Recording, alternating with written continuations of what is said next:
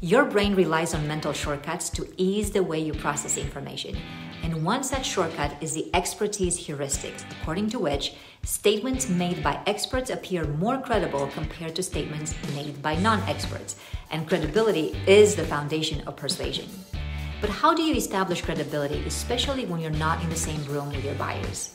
In an industry survey we ran recently, 90% of respondents agreed it was a good idea to split a sales presentation between two speakers based on their expertise.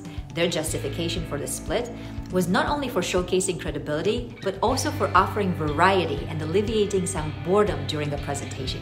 However, simply asking people whether something is a good idea is insufficient to conclude with certainty that dividing content between multiple speakers will lead to better results.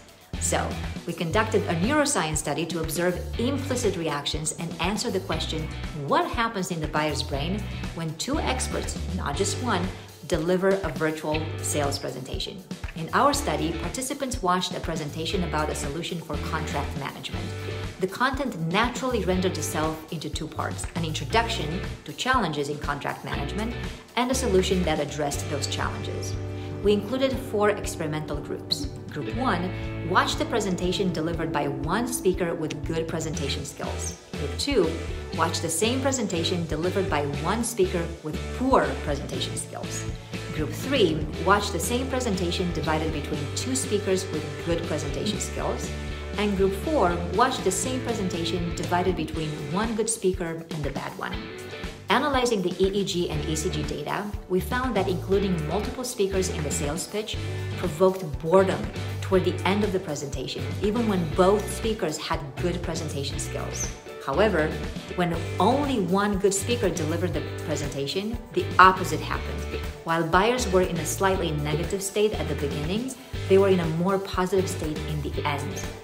Looking at the affective variables for all groups for the entire presentation, note that only Group 1 was in a neutral state. This is the group that watched the presentation delivered by one expert with optimal skills. The other buyers were in a negative state.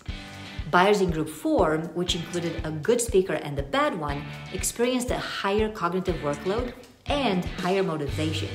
Given that this group did not like the presentation and had higher fatigue, we conclude that this motivation is the kind that indicates a desire for the presentation to be over.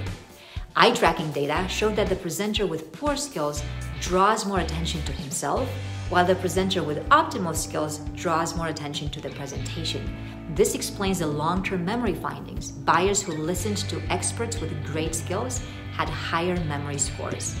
Taken together, the findings suggest that if you have a choice, it is better for one expert to deliver a sales pitch, and if you must include two speakers, ensure they both have good presentation skills.